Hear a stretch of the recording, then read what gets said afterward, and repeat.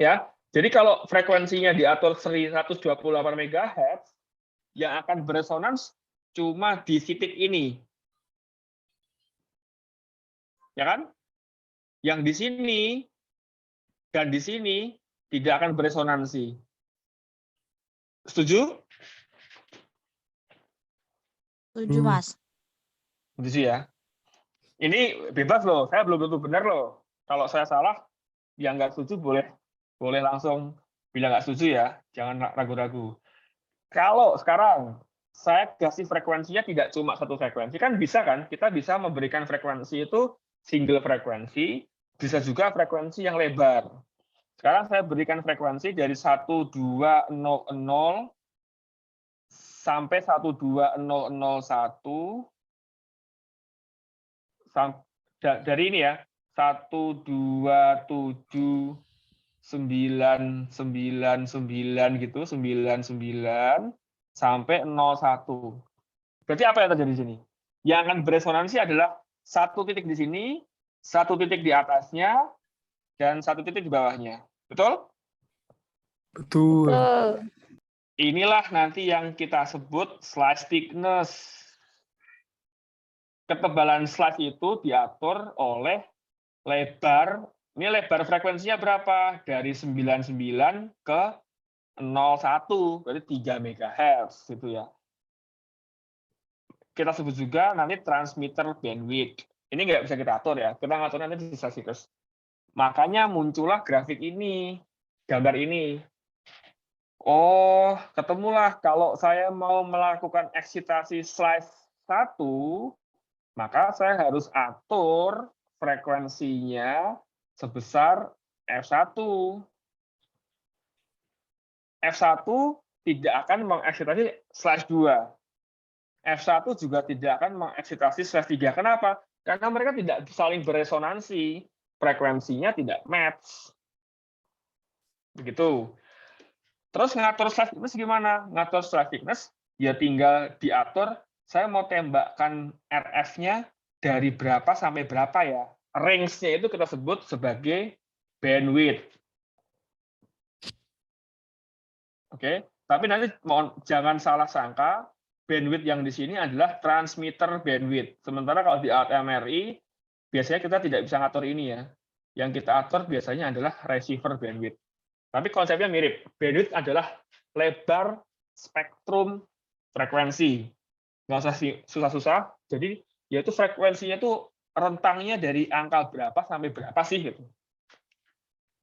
Ini kurang W ya nih. Bandwidth. Kalau sini paham?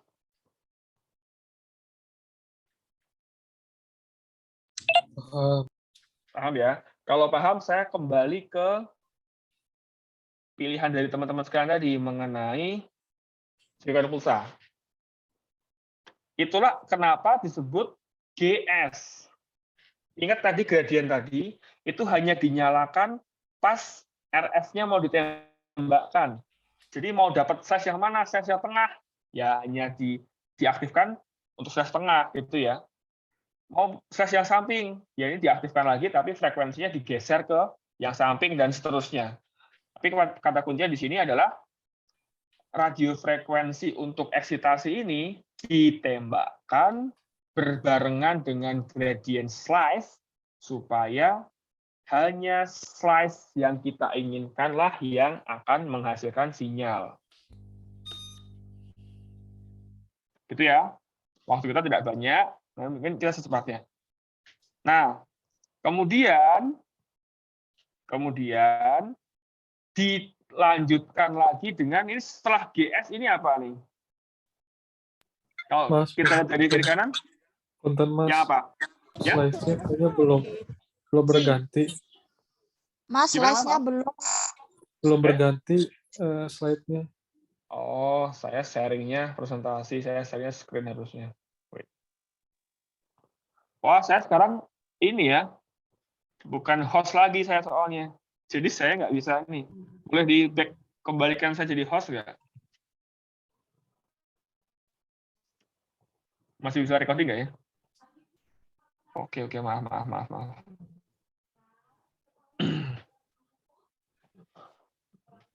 Tes screen aja.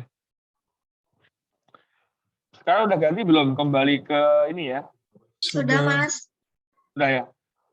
Jadi itulah alasan kenapa tadi dibilang radio frekuensinya diaktifkan berbarengan dengan gradient slice.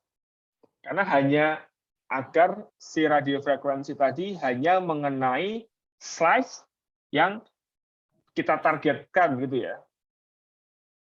Oke. Terus kita bacanya, sekarang kita baca ke kanan. Setelah ini kanannya apa nih? Oh, RF-nya kosong, nggak ada apa-apa. GS-nya juga kosong, GF juga kosong. Yang isi apa ini? GP. Ya, GP dulu. Jadi setelah gradient slice itu tadi diaktifkan, kemudian dimatikan, ini kalau naik berarti aktif, on, ketika turun berarti dia off ya. Nanti yang menarik ini nih, kenapa ada begininya ini ya. Nah, ini saya nggak bahas di sini dulu nih, agak sedikit. Ini di on off ya. Kemudian setelah ini di on off kan, kita aktifkan namanya gradient P, gradient phase. Nah, ini coba, ini ada clue-nya sebenarnya gampang banget ditebak nih. Coba lihat grafik ini. Ketika GP-nya yang aktif itu ke atas, ya, lihat. Ini ternyata menunjukkan bagian case space mana yang kita mau isi loh ternyata. Ketika gradient phase-nya itu maksimal ya, maksimal, itu artinya kita mengisi case space yang paling atas. Ketika dia turun satu step di bawahnya, dia mengisi case space step kedua, terus step ketiga, ya, sampai akhirnya ketika itu nanti ini terus lanjut ngisi ke sini. Ketika dia turun, itu ngisi case space bagian bawah. Ketika ini turun, ngisi case space bagian bawahnya lagi, sampai dia ini bukan minimal, tapi polaritasnya jadi negatif, itu ngisi bagian case space yang paling bawah. Jadi ini gradient phase itu menunjukkan baris case space mana yang akan diisi. Gitu ya. Itu mengarahkan, oh saya mau ngisi case space bagian atas, bagian bawah, tengah, dan seterusnya. Oke? Jadi ini meletakkan mau ditaruh mana si sinyal itu tadi dalam space. Nah, setelah ditentukan, oh saya mau ngisi case space yang bagian atas. Kita lihat di sini dilanjutkan lagi dengan apa ini? RF lagi.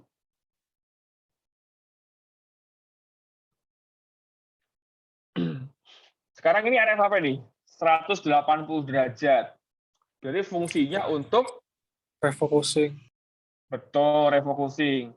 Refocusingnya disertai dengan gradient apa nih? Aktif nggak GS-nya? Aktif. Aktif. Besarnya sama nggak? Tingginya sama nggak? Ini kalau diukur pakai penggaris nih gambarnya harus sama nih besarnya nih. Terlihat sama, Mas. Betul. Dan memang harus sama, Mas Kiki. Kenapa harus sama? Ya karena agar yang kita berikan refocusing pulse itu ya slice yang kita eksitasi yang tadi gitu loh. Kalau ini salah besarnya, kita bisa miss. Kan teorinya kan bahwa atom hidrogen mengalami precision. Kita tembak dengan RF 90 derajat sehingga dia eksitasi. Kemudian kita tembak dengan RF 180 derajat supaya dia refocusing. Ya kan? Berarti kan si atom hidrogen itu harus konsisten mendapatkan RF 90 dan mendapatkan RF 180 gitu ya. Lokasinya harus sama persis. Makanya gradient slice-nya juga harus sama persis.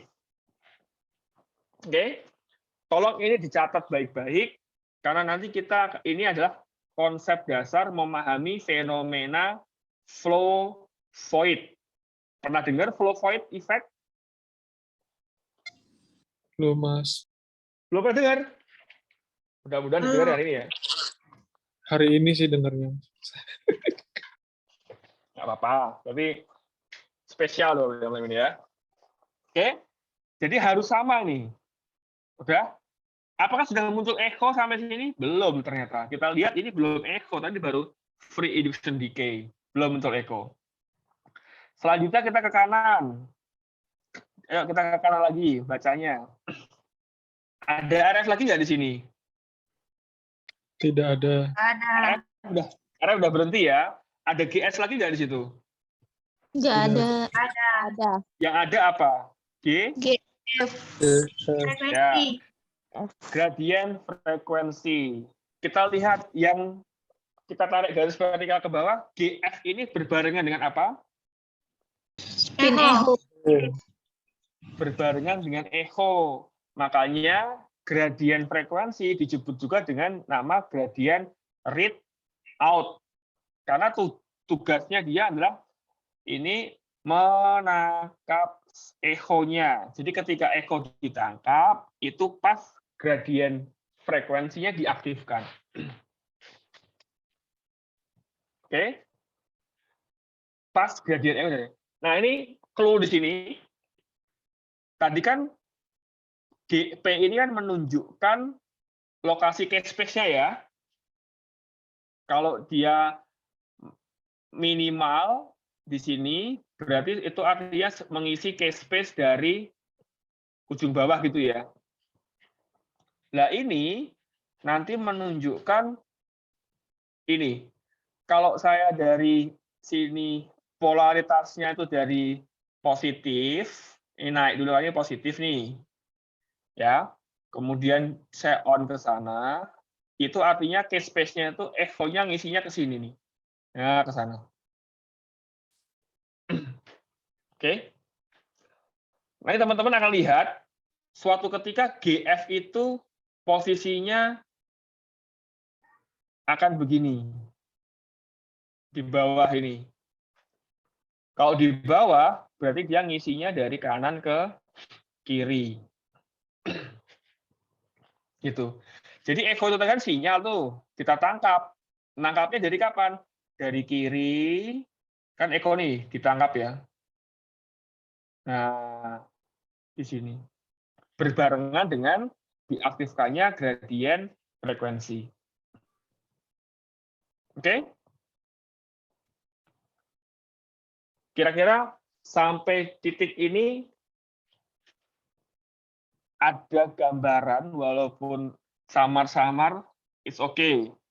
Atau nggak ada gambaran sama sekali, atau malah bingung, teman-teman sekalian. Ada, Mas. Ada Mas, telan dulu Mas, ditelan dulu.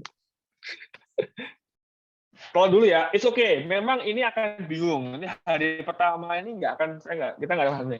Jadi kalau kita rangkai dengan kalimat, ya, kalau kita rangkai dengan kalimat, pengertian sequence pulsa itu adalah kombinasi dari radio frekuensi, gradient slice, gradient frekuensi, dan gradient phase, serta echo, berupa kapan di-on-kan, kapan di-off-kan, untuk menghasilkan echo gitu ya.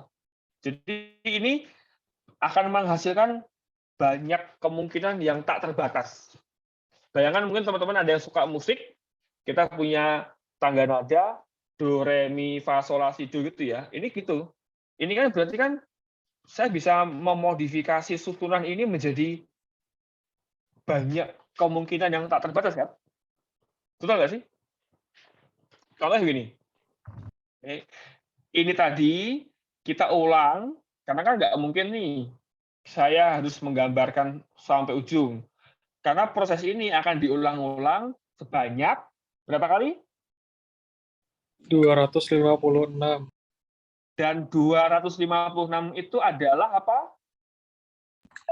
Matrix. Tergantung matriks atau base resolution yang kita atur. Kalau kita ngaturnya 320, ya ini kita ulang 320 kali. Kalau kita pakai matriks 128, ya 128 kali. Itulah kenapa kalau kita ngatur matriksnya kecil, waktunya cepat.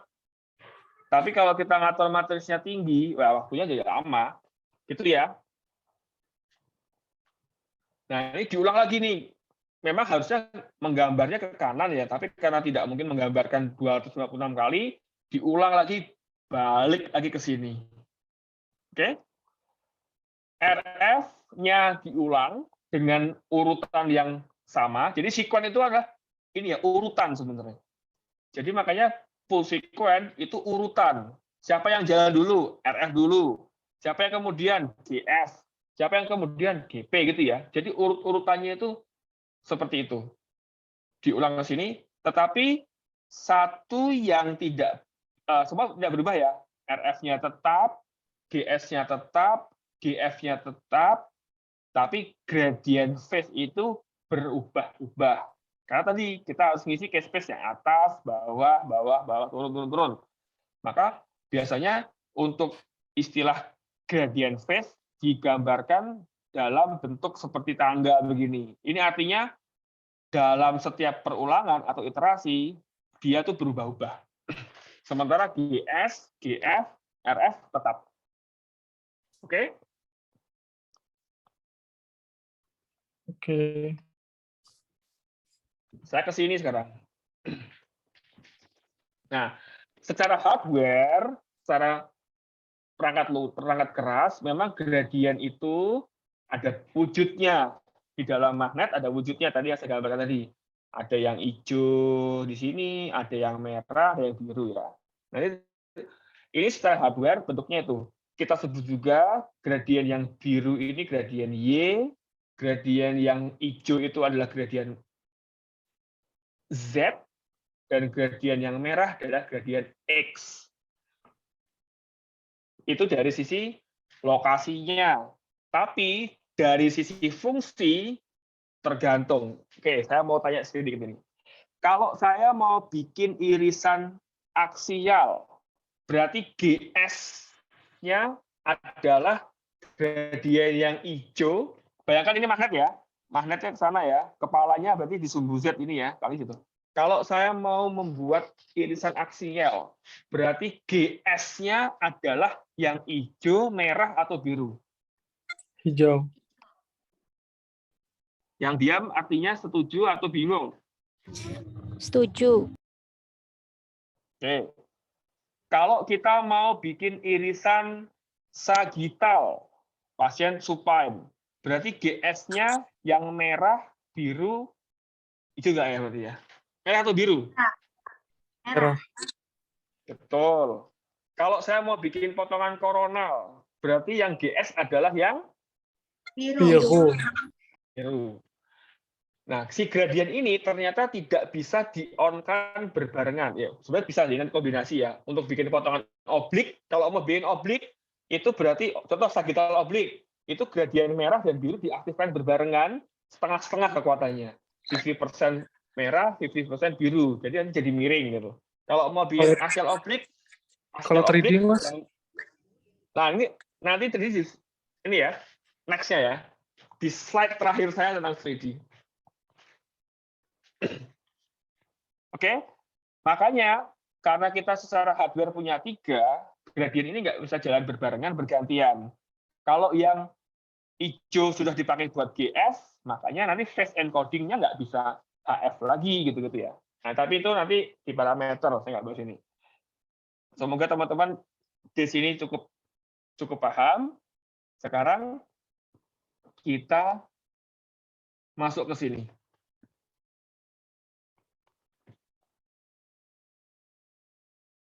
Nah, kalau baca seperti ini, teman-teman mumet, bingung, atau nggak mumet sama sekali malahan? Kombinasi semuanya.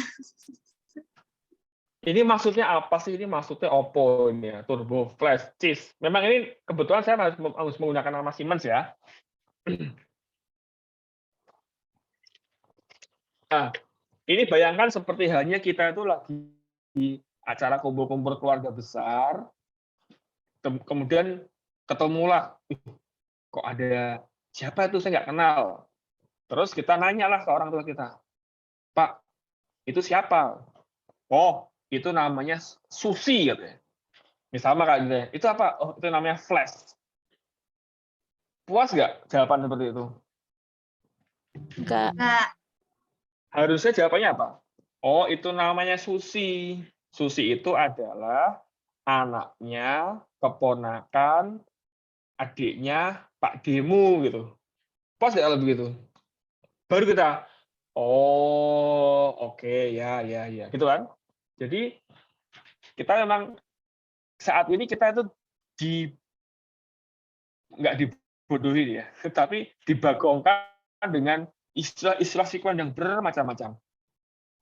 Ini terus terang sangat sangat membingungkan untuk teman-teman radiografer, tetapi sebenarnya kita seharusnya tidak bingung kalau kita sudah mengeklaim diri kita adalah radiografer MRI, gitu ya. Berarti selain kita mahir membuat irisan, membantu dokter menegakkan diagnosa, menentukan saya harus pakai protokol apa, itu juga gimana kita mau memutuskan, wah ini saya butuh, memang ini ibaratnya saya bisa bilang level of knowledge-nya ahli, bukan cuma pelaksana tapi ahli. Tiba-tiba kita ditemukan dengan kasus, ini saya mau melihat cranial nerve nih, nervus trigeminal, tipis banget ya. Saya harus pakai sekuens apa? Jawabannya bukan T1, bukan T2 saja, harus komplit. Saya mau pakai T2. T2 apa? T2 TSE. Mungkin nggak T2 TSE ya. Tahu saya T2 TSE itu kan 2 dimensi tuh. Slice-nya minimal cuma 2 mili. Nggak mungkin kita bisa bikin irisan tipis 0,6 mm. Berarti bukan pakai T2 TSE. Itu contohnya. Atau, wah ini ada abdomen. Pasiennya gerak terus nih. Atau pasien fetal nih. Gimana biar dapat gambar bagus? Saya butuh T2. Wah, saya harus pakai T2 apa nih? T2 speed echo. Nggak mungkin juga ya. Jadi memang teman-teman dengan memahami karakter dari masing-masing, kita hanya membantu untuk memutuskan sequence pulsa mana yang bagus untuk keadaan apa dan organ apa gitu. Dan memang kalau kita lihat seperti ini, teman-teman, saya pakai CIS, saya pakai Fiesta, saya pakai kalau di Philips itu kalau nggak salah 3D drive, itu akan membingungkan dan diskusi antar teman-teman radiografer, teman-teman sejawat pemegang MRI tidak bisa move on karena masing-masing akan menggunakan istilah sendiri-sendiri. Jadi kita akan jauh lebih baik kalau paham ranahnya ya. Coba. Saya akan mengajak teman-teman untuk mencoba mengklasifikasikannya sebenarnya. Ya, ini nanti tidak selesai ya. Jadi sebelum ini mati, saya mohon maaf, ini setelah 40 detik nanti kita akhiri ya. Tapi tenang aja, insya Allah besok deh kalau mau kita atau kapan boleh minggu ini juga kita lanjutkan. Nah, jadi cara paling gampang itu adalah untuk membaginya ke dalam 2 kolom berbeda di sini. Jadi ada satu yang dia keluarganya spin echo, terus yang kedua keluarganya gradient echo ternyata. Ini kalau sekuen tadi yang banyak itu ya, kita bagi 2, cuma 2 sebenarnya. Dia basisnya spin echo atau basisnya gradient echo. Setuju? Atau baru nggak ini? Setuju, Mas. Setuju, Mas. Setuju. Ya. Jadi kita bagi 2 dulu. Kolom spin echo dan kolom gradient echo. Ini penting sekali, kenapa? Nih saya tunjukkan perbedaan utama antara spin echo dan gradient echo ya. Ini. Bocoran. Nih, ini untuk mempersingkat, memang saya tidak menampilkan GS dan GP ya, karena GS GP sama. Apa yang berbeda di sini antara diagram yang kiri dan yang kanan? Kiri kita ya. Kiri kita itu ada radiofrekuensinya 90, 180. Kalau misalnya yang kanan itu radiofrekuensinya 0 per angle. Ya ini bukan 0 tapi theta nih. Theta derajat. Jadi bisa dari 1 sampai 90 ya. Oke. Jadi betul yang sebelah kiri itu excitation pulse-nya 90 derajat. Sementara yang kanan kurang dari 90 derajat biasanya. Terus yang kedua perbedaannya adalah ini. Kalau yang sebelah kiri itu dia menggunakan refocusing pulse 180 derajat, yang kanan nggak pakai. Terus dia pakai apa?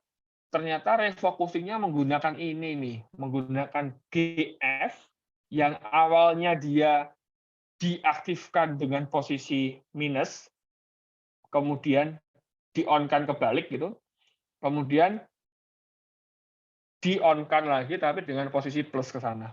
Ini fungsinya ternyata nanti pas ini lebar dari ini ya, itu harus sama dengan setengah dari ini. Itu durasinya. Durasinya kalau ini A, ini B, jadi A itu harus sama dengan setengah kali B. Itu fungsinya akan mirip dengan refocusing pulse, akan merefocusing radiofrekuensi, echo-nya. Ini dengan hanya membuang refocusing pulse, hasilnya beda nggak nih? Hasil gambaran kita. Kira-kira.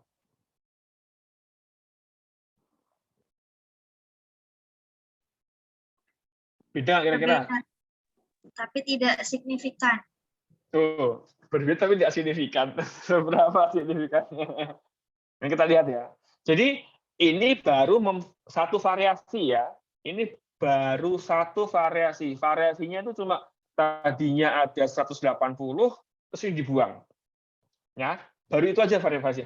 Tadinya 90 derajat itu kurang. Ini 2 variasi berarti. Hanya variasi kecil itu sudah kita sebut sequence pulsa yang berbeda.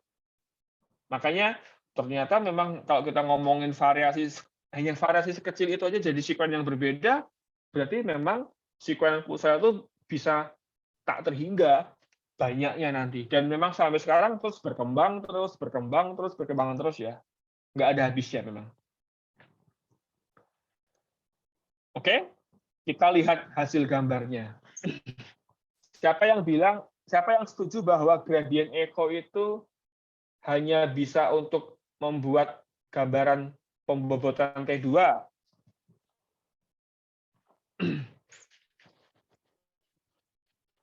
Pernah dengar T1 gradient echo?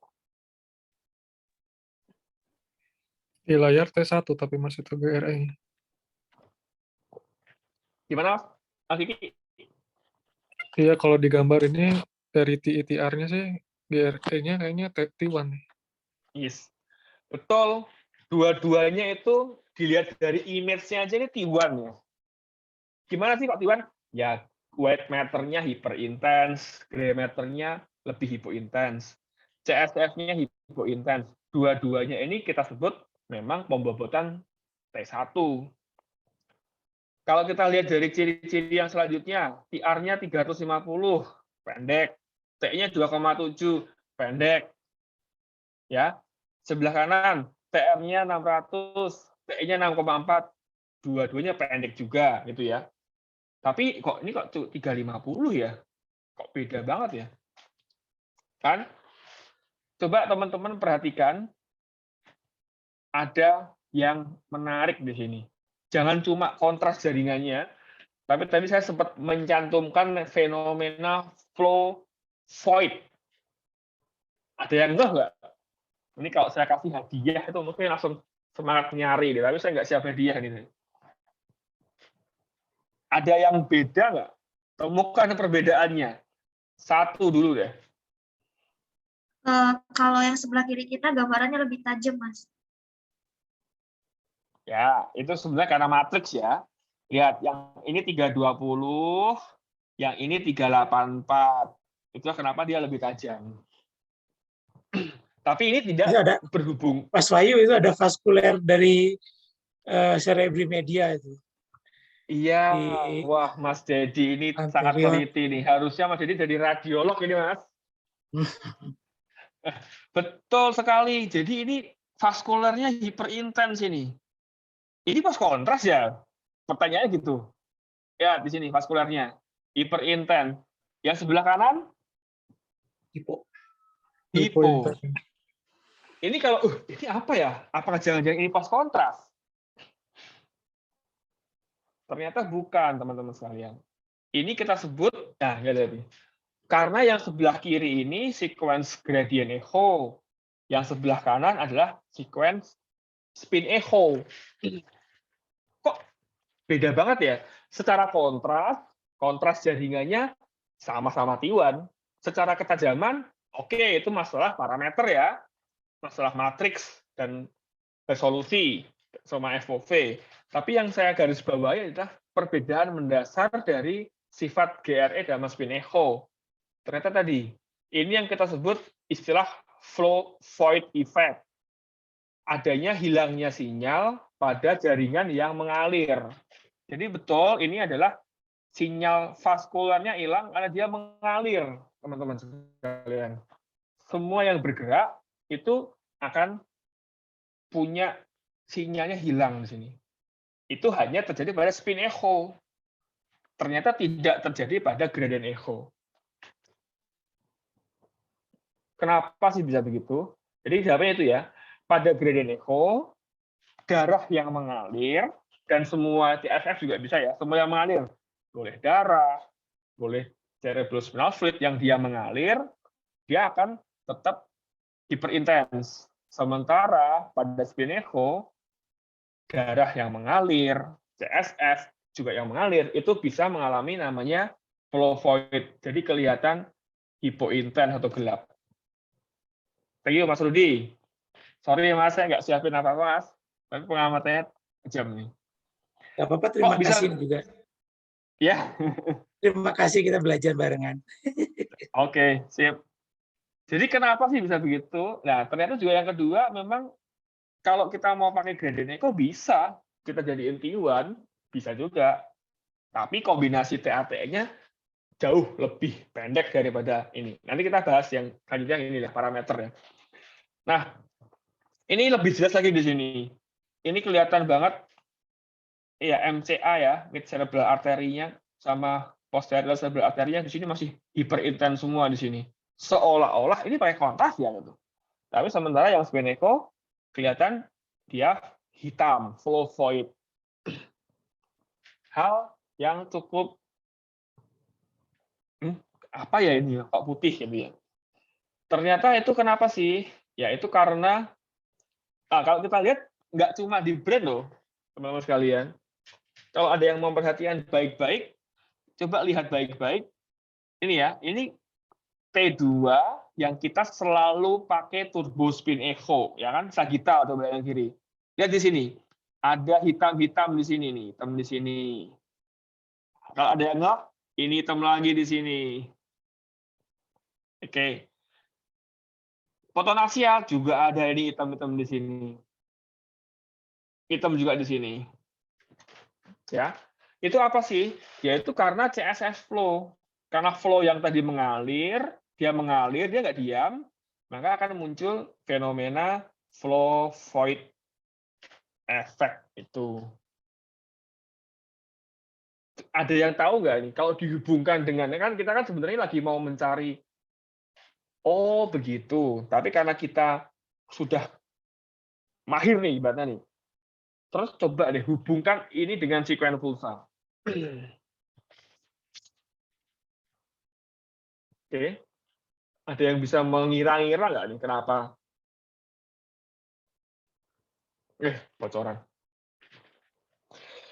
Jadi ternyata kita lihat spin echo itu kan tadi saya sudah sempat garis bawahi harus mendapatkan RF 90 dan RF 180 pada bidang yang sama gitu ya.